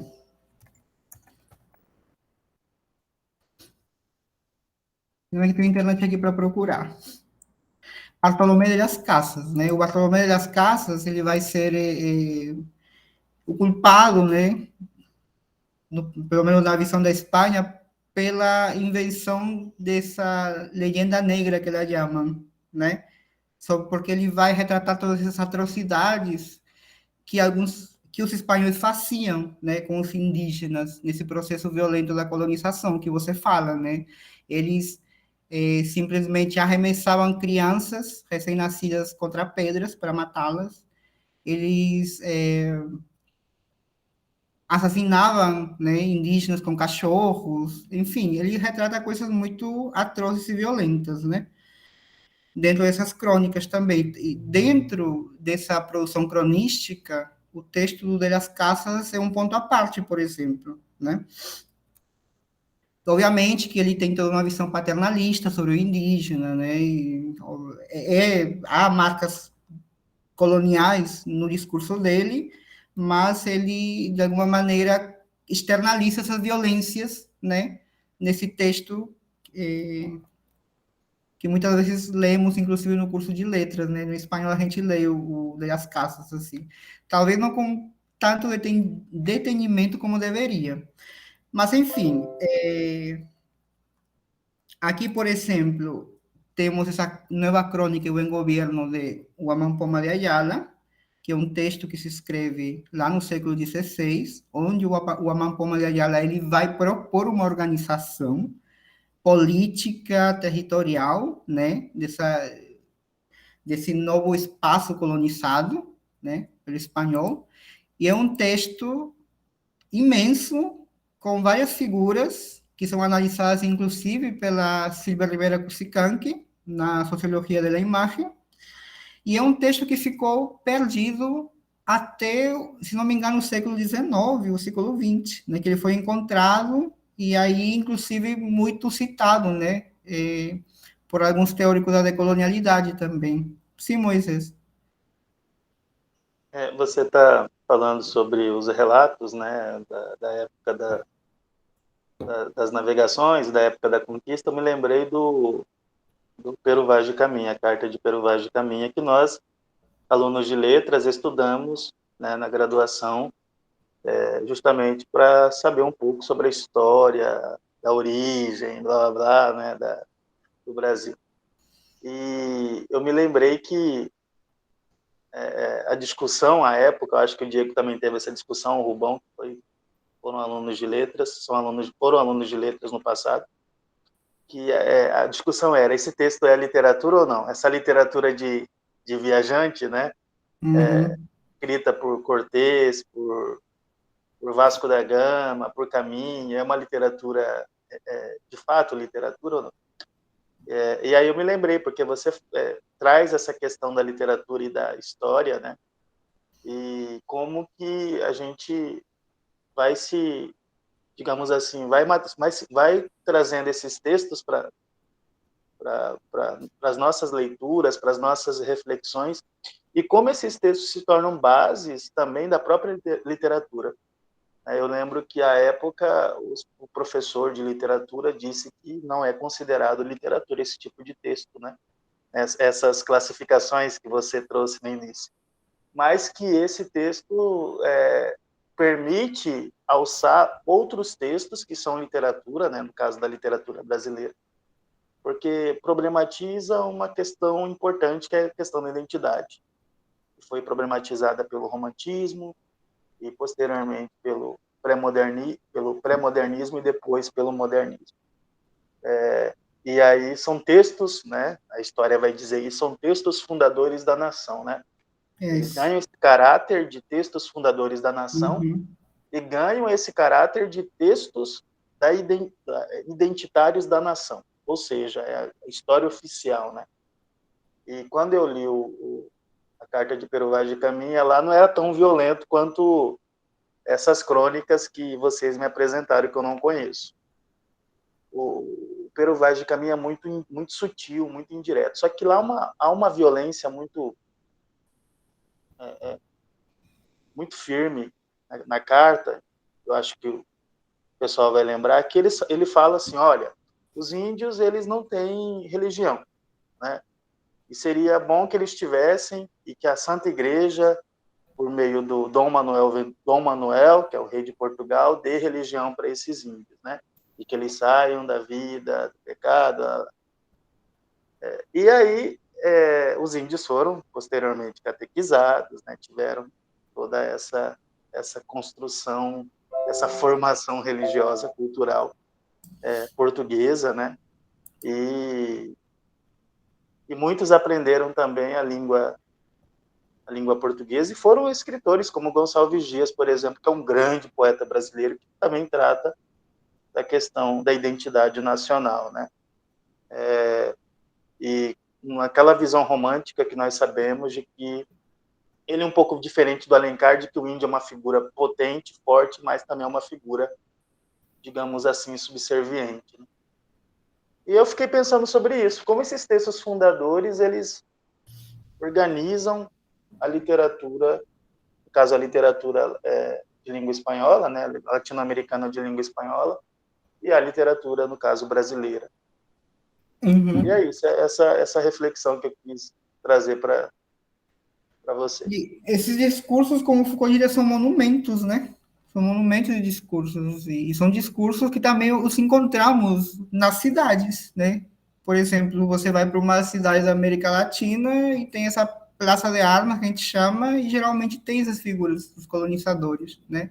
Do Francisco Pizarro, do Hernán Cortés, etc. Tem uma estátua que foi derrubada, né? Das muitas que foram ultimamente derrubadas, né? Nesses levantamentos populares, foi derrubada uma estátua do Hernán Cortés, onde ele está pisando a cabeça de um indígena, né? Eu tenho uma foto dela por aqui, se der tempo eu mostro para vocês. Oi, Rubens. Não, eu só queria comentar, não vou me perder aqui, né, do que o Moisés estava falando sobre esses textos fundadores, né, Moisés? Eu acho que aqui do grupo aqui eu devo ter sido o que fez letras há mais tempo, né? Alguns anos aí já, né? Quase contemporâneo, né, Rubão? Eu fiz 88, já faz uns dias já, né? Já faz uns dias. E aí eu fiquei curioso, Moisés, eu acho bem interessante isso que você traz, que o Carlos está trazendo, né? Depois eu queria fazer um comentário sobre esse Woman Poma de Ayala também, que a Silvia fala, né, Carlos? Uhum. Mas é sobre essa questão do curso de letras, esses textos fundadores, eles não só, Moisés, eu acho que eles não só estabelecem referências para pensar a literatura, para pensar a história, para entender essa questão da identidade, né? Ou essa coisa, essa entidade chamada identidade, né? Mas eles também ditam muito do que se vai pensar em termos de língua, né? Que língua é essa que a gente fala, que a gente vai falar, e como que a gente vai falar, e que posicionamento a gente vai adotar em relação a essa língua. Então, o meu comentário aqui, eu acho que eu gostaria, inclusive, de interpelar e de perguntar para a Clécia, que está terminando exatamente nos próximos semanas o curso de letras. E o curso de letras onde a Clécia está, eu sei que tem uma tradição forte na literatura e muito forte na língua, né? Quer dizer, o curso é organizado em torno desse eixo forte da literatura e dessa coisa da língua mesmo, bem estruturada, bem organizada. E aí eu queria perguntar para ti, Clécia, como que foi esse negócio? Como é que foi foi problematizado no curso a carta de Pero Vaz de Caminha, por exemplo, e outras literaturas ou textos chamados textos fundadores, e foi problematizado também essa questão na língua, no ensino da língua, né, da língua que falamos, né, essa língua que a gente usa para se comunicar e para trabalhar e para tentar ganhar dinheiro e sobreviver também, né? Não sei se ficou clara a minha pergunta para ti. Ficou assim. Então, no começo do curso, a gente não problematizou muito, a gente viu mais por um lado mais técnico, né? Tipo, esse aqui é o texto, e ele foi o texto fundador da literatura, foi o primeiro texto que foi escrito aqui em solo brasileiro, né? E é isso. E aí, agora no final do curso, a gente trabalhando sobre perspectivas que nem a gente está tendo literatura indígena agora. E aí a gente está problematizando essa carta, por exemplo. A professora chegou a problematizar bastante, mas no começo a gente viu mais por uma questão técnica, né? Tipo, esse é o texto que é o primeiro texto que fala sobre o Brasil. E é o que a gente tem. Então, foi bastante organizado, né, pelas escolas literárias, bonitinho. Foi bem tecnicista, né? Tradicional. Isso é uma coisa, né, Moisés, Carlos, Diego e os que estão aqui, né, que é bem preocupante, né? Quer dizer, eu fiz curso de letras 35 anos atrás. E ainda hoje a gente continua no curso de letras, com todo esse cenário social, econômico, político, com todo o nível de percepção gurizada, né? A gurizada que eu falo é a gurizada da Clécia aí, né? Que são, assim, muito antenados, né, Moisés? Muito... Enfim, mas a gente ainda continua reproduzindo essa lógica de pensar, essa razão colonial que o Carlos falou há pouco no infográfico dele, né? Que é muito doido isso, né? Como é que as coisas, como é que essa razão colonial ela está impregnada nessa, nós vamos falar aqui, né, do ensino, né? Está impregnada no curso de letras, que era um curso que já tinha que ter pelo amor de Deus, rompido tudo quanto era barreira, mas a gente não consegue avançar, não consegue romper barreiras, né? E isso se reflete também no ensino de língua, né? Porque a gente continua tendo aquele ensino de língua pautado por aquela gramática normativa de base portuguesa, né? Quer dizer, portuguesa de Portugal, né? Uhum. Para mim, me assusta ainda a gente pensar que num curso de letras no Brasil, a gente ainda fica ainda usando como referência a estrutura gramatical e a linha de pensamento da língua portuguesa que se fala na Europa, que se fala em Portugal, que não tem absolutamente nada a ver com a nossa estrutura de pensamento. E isso é uma coisa interessante para nós pensarmos, né? Para nós somos professores de português mesmo, né, gente? Porque, assim, a gente fica cada vez mais escandalosa a diferença, né? A distância do ensino de língua, do ensino de literatura, para o que os nossos discentes produzem. Os textos são diametralmente opostos, né? E eu tenho dito isso para as turmas quando eu trabalho história do português, eu digo para eles, gente, o português que se fala no Brasil, ele tem uma estrutura de pensamento totalmente diferente da estrutura de pensamento do que a gramática normativa traz. E aí a gente fica ensinando essa gramática normativa, e quando a gente recebe texto dos alunos, e eu estou jogando textos aqui em todos os níveis, inclusive quando ele chega lá no TCC, vira uma queixa geral, o aluno não sabe escrever, o cara está terminando um curso de letras, não sabe escrever, mas é lógico, a língua que ele fala não é a língua que ele aprende na universidade, ou que a universidade quer que ele aprenda. E eu penso que na literatura o movimento não é muito diferente, então agora eu devolvo aí para o Carlos e para o Moisés, né, que está mediando aí, penso que na literatura é muito diferente. Em termos de língua, eu percebo essa distância. Quer dizer, a língua que nós falamos, a língua que nós somos, que nos constitui, não é a língua que a universidade ainda não entendeu isso. Para mim, isso é escandaloso isso, entendeu? É escandaloso que a universidade não entendeu que nós temos línguas diferentes. E aí eu penso que na literatura não deve ser, não sei, né? Eu suponho, né? Que não deve ser muito diferente, não sei. E aí, por isso que eu perguntei para a Clécia, ela trouxe o exemplo. Não é, né, gente? 35 anos depois, o ensino de literatura desse texto fundador continua sendo o mesmo. Né? Pautado pela técnica e pela história, né? Uma história que não é uma história verdadeira, né? Desculpa. Narrativas, né? Narrativas. Narrativa, né? Eu lembro quando Cleiton, você queria falar alguma coisa, né? Não, eu só queria... É que o Rubens estava falando, né, que os alunos não conseguem associar a linguagem da universidade com a língua que eles falam. Eu sou monitora de língua portuguesa lá do meu campus, e aí o pessoal sempre tem muita dificuldade com uma disciplina muito específica, né, que é a Introdução aos Estudos Linguísticos, que é a disciplina do primeiro semestre. E aí uma observação que eu fiz com o professor era de que eles não conseguiam relacionar a teoria da linguística sussoriana com a língua que eles usam. Para eles não tinha uma coisa não tinha nada a ver com a outra, e era exatamente sobre isso, né, sobre a língua falada, sobre a língua escrita, e eles não conseguiam colocar na cabeça que o que o Sussuri estava falando era sobre a língua, era sobre a linguagem, né? E aí isso foi muito...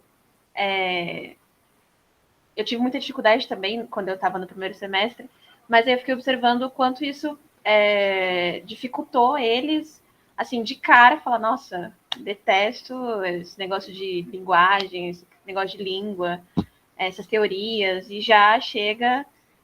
se sentindo, tipo, nossa, não sei nada. Não sei nada sobre minha própria língua, sabe? E aí, enfim, só queria comentar isso que o Rubens estava falando e me fez lembrar do semestre passado, né?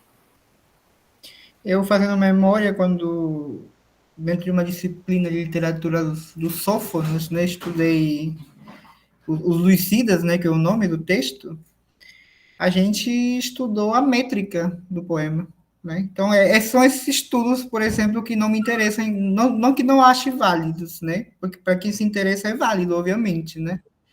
Mas porque você tem um texto que daria para discutir, né, sobre questões que nos atravessam enquanto sujeitos colonizados, né, por esses pensamentos, e a gente fica se debruçando em contar as sílabas do poema, né? Ver as métricas que se usam, que, novamente, não que não sejam importantes, né? Até porque há estudos interessantíssimos também de como, no plano de expressão, nesses recursos linguísticos ajudam, né? E aí, né, Carlos, só para passar para o Diego, né? Aí a gente toma a tua fala inicial lá a partir do Barthes, né? Quando o Barthes diz que o fascismo ele está em obrigar a dizer. Quer dizer, nós ainda vivemos uma licenciatura, uma graduação em letras, em que os nossos discentes eles são obrigados a dizer o que eles não querem dizer e nem precisam dizer. Quer dizer, as narrativas elas continuam sendo ainda pautadas por essa lógica fascista, né, que o Barthes denunciou. Né? Desculpa, Diego, te atravessei aí.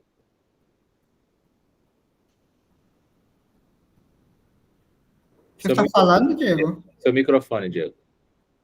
Estava comentando que eu não sei como que a gente foi parar aqui, mas que de certa forma dialoga bastante com o início da fala do Carlos, no sentido de que a gente precisaria também decolonizar, né, a nossa área, o nosso curso. Mas eu tenho até um certo pessimismo disso, porque no meu caso, como professor de educação básica, eu vejo assim que na época da graduação falava-se muito de reforma curricular, que talvez esteja aí na agenda do Carlos, do Rubens, da Clécia, que estão na academia nesse momento, né? Mas eu vejo que eu sinto assim que efetivamente o problema é ainda maior. Porque às vezes, por exemplo, eu sinto que a galera vai usar o texto que a gente acha que poderia ser utilizado, mas o problema é um problema de formação docente mesmo. O intervalo entre ter o currículo ideal, estar com o texto ideal e conseguir movimentar esse currículo no nível crítico, que dialogue com a realidade do alunado, com a realidade do docente, é outra parada. Eu vou te dar um exemplo. O primeiro texto que eu li um dos primeiros textos que eu li na graduação foi Édipo Rei, do Sófocles. E a gente estudou o lance da métrica também, os Lusíadas e tal. Mas, pô, se você for pensar na perspectiva da geopolítica, lendo os Lusíadas, é uma coisa assustadora, né, Moisés? É impressionante. É impressionante, assim, realmente Camões foi um cidadão do mundo, e se você for pensar nas relações humanas, o insucesso dele, nessas relações sociais que ele teve, e como que isso afetou a obra dele e tal. E no caso do Sófocles, a gente não precisa nem dizer, né? Freud vai beber ali para pensar a relação, o desenvolvimento da criança, a sua relação com seus pais e tal. Tem até o complexo. Então, assim, eu já consegui usar com uma aluna o Sófocles, né, o caso do Édipo Rei, ela leu, e usar o Ferrez, por exemplo, ao mesmo tempo. Mas é isso, convencer, não é nem capacitar, convencer o professor a ter essa relação, esse vínculo com a vida, é uma coisa difícil, assim, da gente promover, sobretudo em escala nacional. Se for, o que eu estou dizendo aqui na educação pública brasileira mesmo, entendeu? E eu estou discutindo só a educação básica. Eu sinto que isso também deve ocorrer na graduação por conta do que o Rubens falou. Toda a formação da galera foi para uma outra direção. Não essa. Eu lembro de um professor cubano que eu tive, Carlos, que ele falava que a gente não tinha que ter o curso da crítica literária. Isso que você e o Moisés estudam. Ele achava um absurdo, porque ele estava formando licenciados que, no máximo, deveriam conhecer ali a historiografia literária, toda a parte de crítica e tudo mais. Mas aí eu ficava pensando, como é que a gente realmente vai ter uma visão mais profunda do texto literário se a gente tivesse só uma visão superficial e tudo mais? Então, perceba que é um problema de cosmovisão mesmo, sobre todo o fenômeno. E é uma coisa difícil da gente pensar em mobilizar, padronizar um caminho que, em escala nacional, os professores da área vão ser convencidos a trabalhar nas diferentes regiões e contextos culturais e sociais do Brasil e tal. É uma coisa difícil. Na minha experiência na graduação, né? Vou fazer um comentário, Carlos, para encerrar. É só isso que o Diego falou. Então, Diego, é exatamente isso que me assusta. Né? Você falou sobre a questão de formação de professores, como é que você faz o professor pensar nisso, tal. Show de bola. Mas a gente está em 2022 e eu estou falando de um processo de qualificação de professores que que eu fui submetido 35 anos atrás e que a Clécia está terminando dela agora e que não mudou nada, cara. Quer dizer, a turma da Clécia, ela tá aqui, né? Ela, o João, eu tenho 4 que têm mente bem aberta assim, mas que o sistema vai engolir rapidinho, porque eles vão sair da universidade, eles vão ter que trabalhar, né? O sistema vai engolir, cara. Então, são 35 anos que a gente não avança. E a gente continua lá na graduação, que é onde a gente deveria fazer diferente, a gente continua fazendo a mesma coisa. Entende? Por exemplo, agora a gente tem, viu, Carlos, no novo planejamento do curso que entra em vigor a partir do ano que vem, o curso de letras lá, a gente conseguiu botar uma disciplina chamada Decolonialidade, Linguagem e Educação. O pessoal soltava fogos, assim, ovacionaram, como se fosse a coisa mais linda do mundo, e eu falei assim, não, eu acho que todas as disciplinas tinham que ter isso, não era só uma, né? E essa está sendo a disciplina badalada, né? Como, tipo assim, vai salvar o curso. E, na verdade, todas as disciplinas tinham que tratar desse tema, mas o pessoal... Entende? Enfim. Acabou, acabou, deixa você terminar. Eu ia comentar que minha experiência na graduação foi muito essa, né? Eu ficava muito ansioso para chegar a hora de estudar literatura hispano-americana, né? Que eu fiz curso de letras espanhol. E quando cheguei nesse momento, porque eu sempre gostei de ler, né? Antigamente mais do que agora, que agora não suporto mais ler. E o que aconteceu foi isso, né? A gente tinha que memorizar autores com suas obras, características inventadas, né, por uma disciplinaridade também do estudo da literatura, que é tão obsoleto, porque quando a gente vai perceber, parece que as características sempre são as mesmas, né? E depois a gente fazia um teatro sobre isso, né? Então, tipo, não tinha nenhuma reflexão crítica, né, sobre o texto, e também porque a carga horária não dá conta disso, tá? E é isso, assim, é uma questão muito difícil de ser pensada, e eu não me preocupo agora com o professor em ter um impacto nacional sobre isso, né? Porque eu faço trabalho na sala de aula em si, né? E aí, os textos que eu trabalho são textos que me possibilitam entrar nessas discussões, assim, né? Bem, outro momento dessa história da literatura, né? Pensando aqui na produção hispano-americana, latino-americana, hispano-americana, serão essas novelas sentimentais do século XIX, por exemplo, né? Civilização e Barbárie, Célia Valdés, Maria, Martin Fierro, literatura gauchesca, né?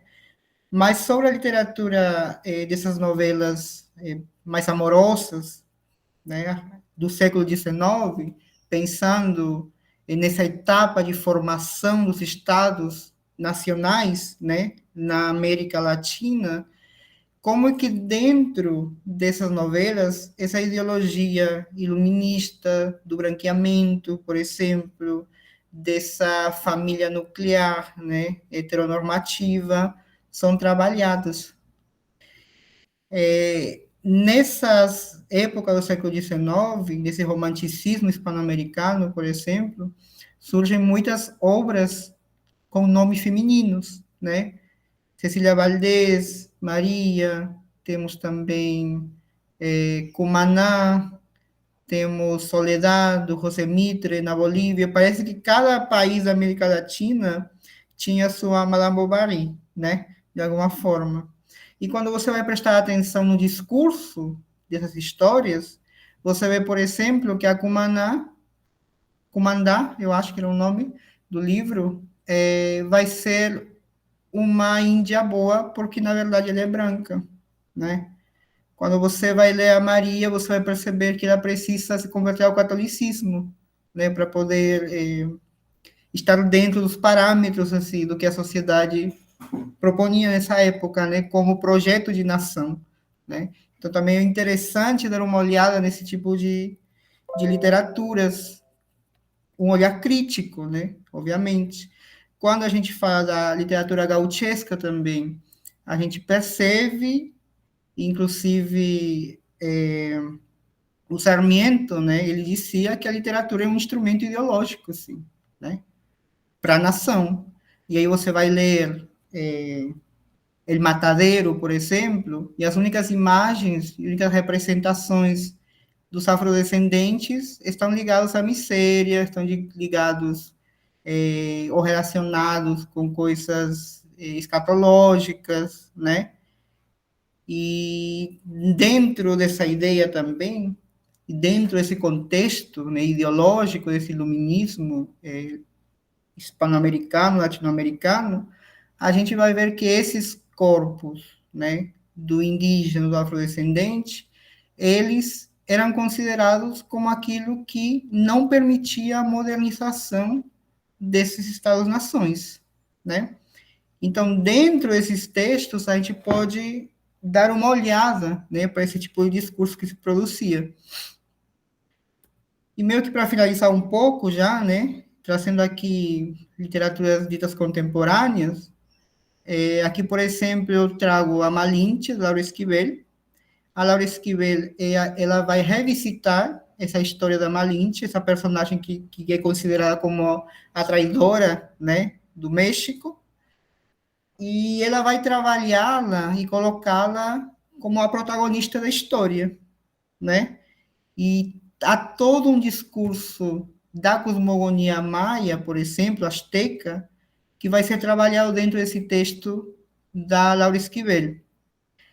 Outros representantes de uma literatura que para mim é muito potente, né, é o José María Arguedas, é o César Vallejo, onde o discurso ameríndio ele vai estruturar, né, o posicionamento político desses escritores. O José María Arguedas ele escreve em quechua e ele entende o espanhol, a língua espanhola, como um interlocutor cultural também, né? E ele trabalha a partir não de um pensamento helenocêntrico, ocidental, mas a partir das sensibilidades desses sujeitos ameríndios atravessados pela modernidade, né? O César Vallejo também, ele, por exemplo, num dos poemários mais famosos dele, o Trilce, ele o trabalha a partir de um mito pan-andino, que é o mito do Incarli, certo? Por que eu trago esses escritores, né? Justamente para pensar sobre essa corpo política do conhecimento, certo? E no caso específico do Lemebel, que foi o escritor que eu conheci quando eu estava fazendo mestrado, né? E eu conheci inesperadamente, porque uma amiga minha chilena foi para o Chile, e aí ela me trouxe um livro do Lemebel. E esse livro ficou na minha estante por muito tempo e eu não lia, né?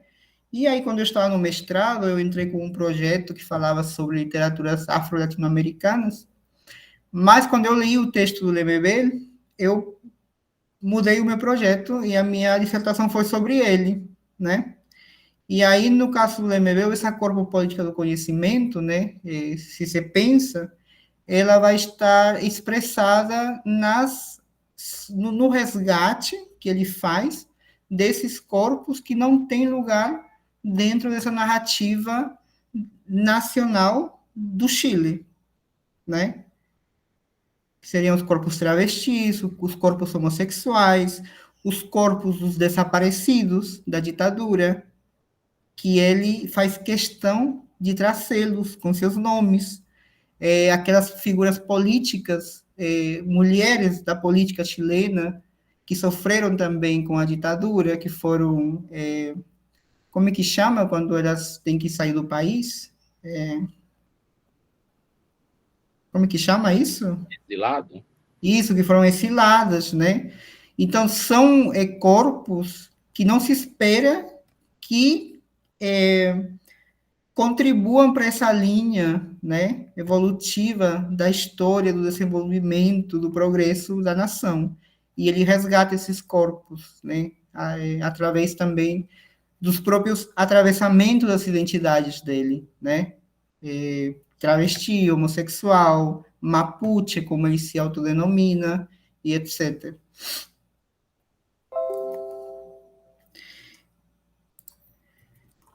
E por que eu trago esses textos? Porque interessa pensar tal como propõe o professor Luiz Alberto Lopes Herrera, que os discursos ameríndios são o fundamento da América. Aí eu não sei se o Rubens passou para vocês esse texto, né? Que você me perguntou sobre textos que eu poderia usar. Aí eu te mandei, um deles será esse. E aí me parece também um texto muito provocador, né? Eu acho que por conta do horário não vai dar para a gente conversar sobre ele, que tem algumas propostas muito complexas, né? Para o meu entendimento, quando ele fala sobre essa possibilidade de pensar uma poética da liberação, mas eu trouxe aqui algumas provocações que ele faz no texto que me parecem interessantes, né? Para pensar a partir de uma outra perspectiva para além do eurocentrismo, né? Ele dirá, por exemplo, para justificar que os discursos ameríndios são o fundamento da América, ele diz, ou ele fala, ou ele resgata, né, a importância da visão política indígena na constituição do Canadá como Estado-nação. Ele traz, nos Estados Unidos, as relações de gênero ameríndia avivaram a discussão de gênero como produto da cultura, aportando para a constituição de uma teoria feminista. Outro ponto que ele traz, para justificar, né, essa tese que ele coloca. A consciência ecológica, a toma de decisões políticas de forma coletiva, comunitárias, e a igualdade de gênero no Quebec, Canadá, são de raiz cultural ameríndia.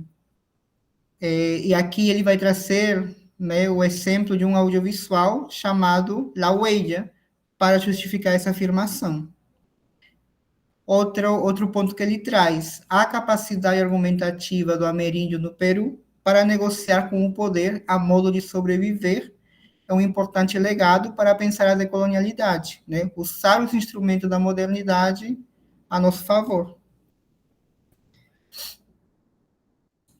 E dentro do que ele discute, né, dentro do que ele provoca, ele vai nos dizer: hoje, em várias regiões do continente americano, vivem dezenas de comunidades ameríndias cujas histórias têm uma continuidade histórica casi interrumpida. Ellas producen en sus lenguas cientos de discursos y textos. A estos podemos agregar la existencia de otros cientos de discursos y textos registrados durante los últimos 5 siglos pasados. Es un inmenso corpus que espera ser estudiado globalmente.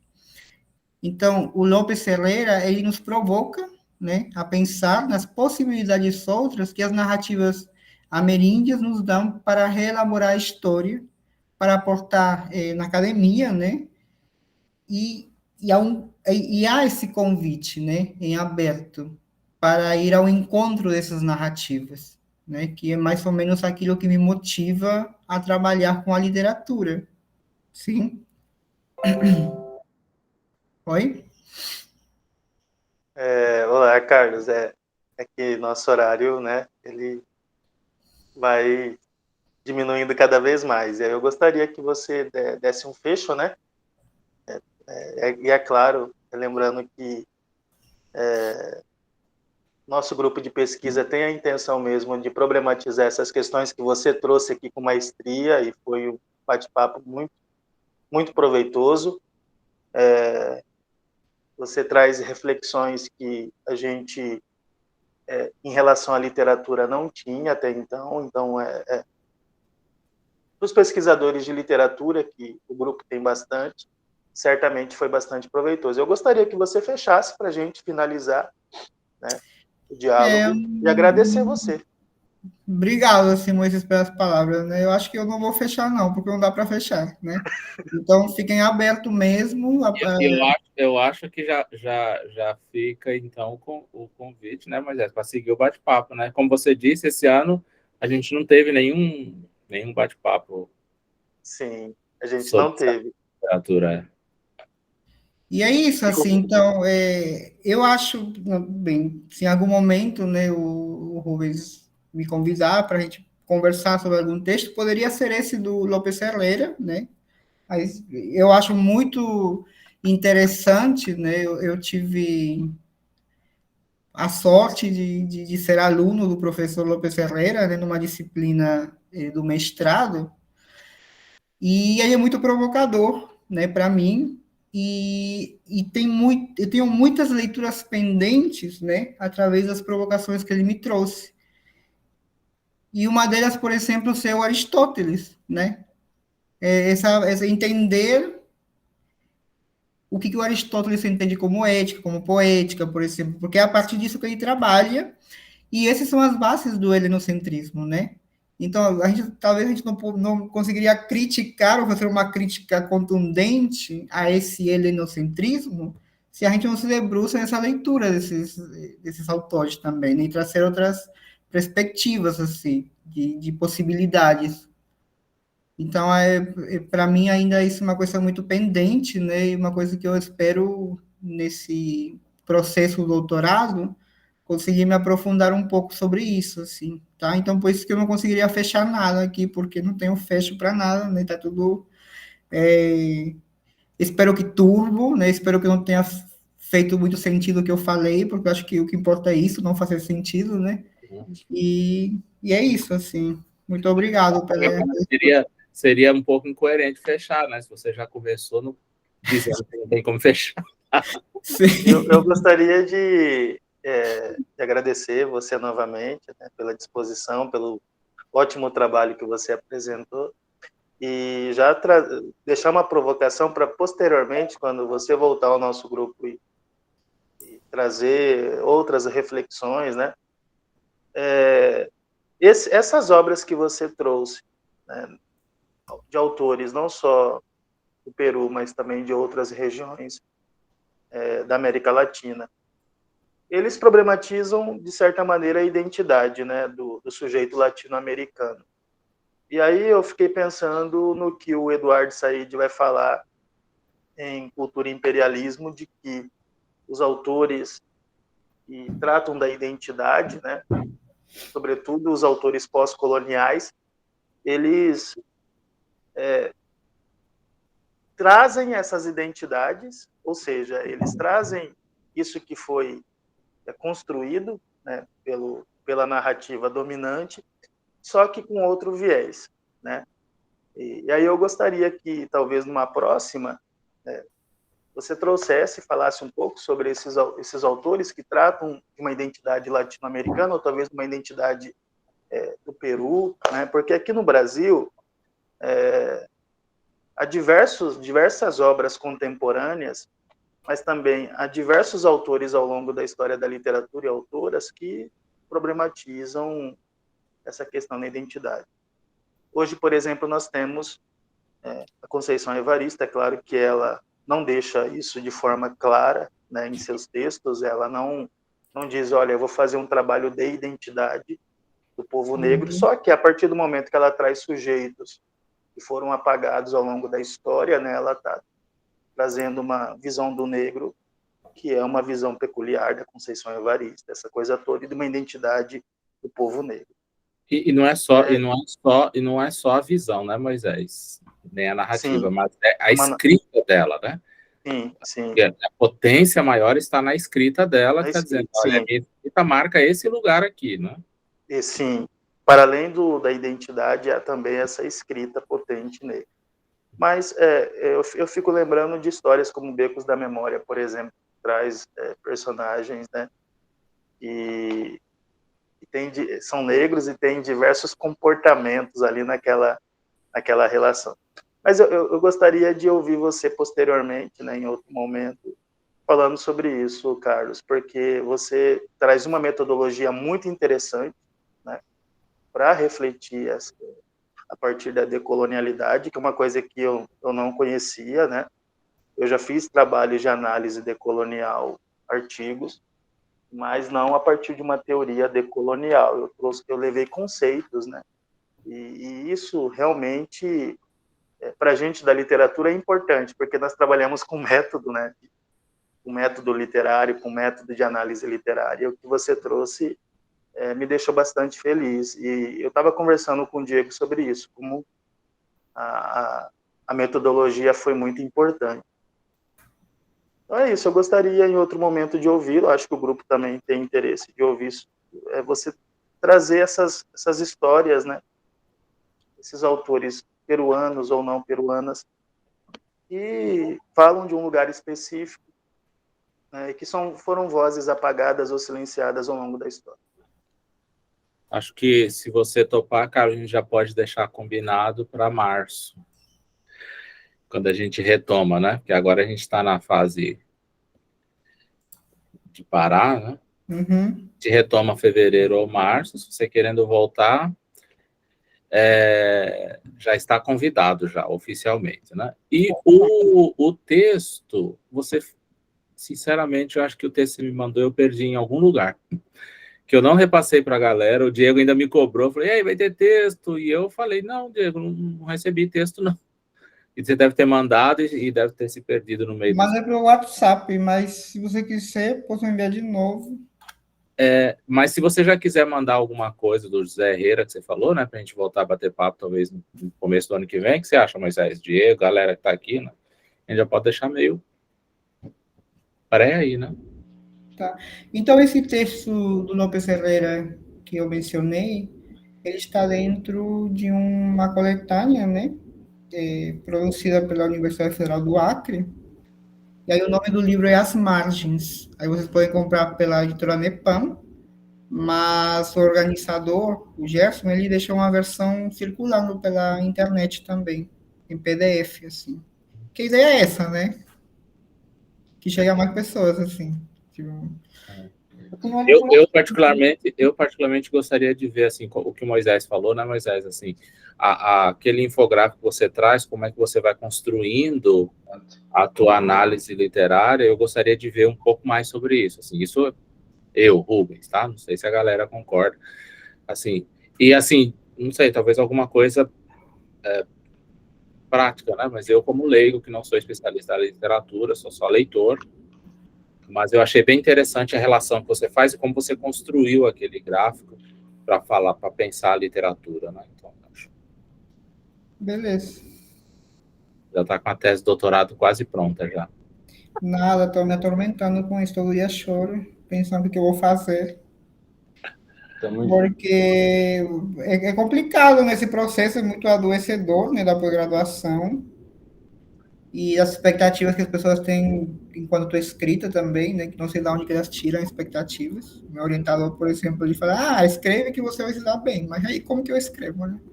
Só é chorando que eu escrevo. É um tormento, uma tortura, então é isso. Mas tem momentos, insights, momentos de epifania também, né? Que me ajudam a colocar e organizar também o que eu penso sobre mim, sobre as relações que eu vou fazendo, né? Nisso que a gente chama de vida, né? Então, eu acho que esse processo de pós-graduação é importante para isso também, Sim. né? Para ir se destruindo, né? Literalmente. Show de bola. E aí, Dário? Tudo bom, Dário? Carlos? Aí, né? Boa noite, pessoal. Cheguei atrasado, desculpa. Boa noite, Carlos. Não foi só você não, Carlos. Boa noite, pessoal. Boa noite. Já que está finalizando, eu só queria agradecer também, Carlos. Para mim foi bem bacana te ouvir. Essa questão da metodologia do que o Moisés falou, porque ao passo que o formalismo russo lá deixou um método muito claro de análise literária, quando você sai disso é difícil de ver um trabalho de literatura com uma organização não clara metodologicamente, mas assim, desafiadora e que faça sentido.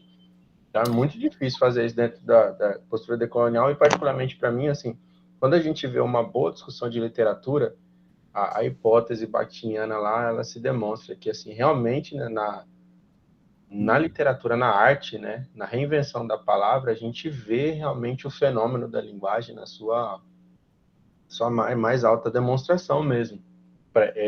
Eu falo enquanto investigador da linguagem, né? Então, muito bacana. Muito obrigado e aí a gente espera revê-lo de novo aqui na nossa roda de conversa. Obrigado. Então, boa noite para vocês também. Boa noite, obrigado, Carlos. Show de bola. Boa noite. Vou interromper a gravação aqui, gente. Falou, galera.